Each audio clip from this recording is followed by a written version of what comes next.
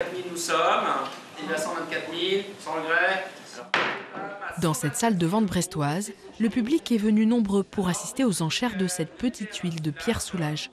Estimé entre 130 000 et 150 000 euros, le tableau est finalement parti à 124 000 euros en moins d'une minute.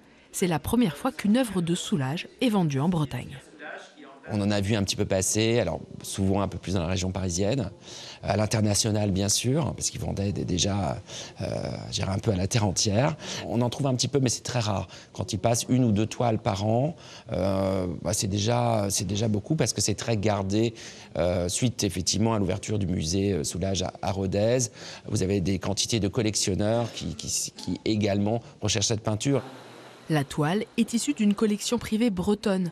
Mise en vente parmi des meubles et des objets des années 70, Bleu et Noir est un tableau de 1949, une année charnière pour l'artiste.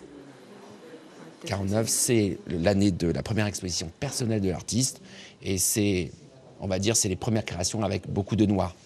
Son modo, il commence en 47 avec le brou de noir et en fait il passe aussi le cap de l'abstraction, il est influencé par Calder et là il est vraiment, on dit que c'est une année charnière, il bascule complètement après dans le noir et dans l'abstraction.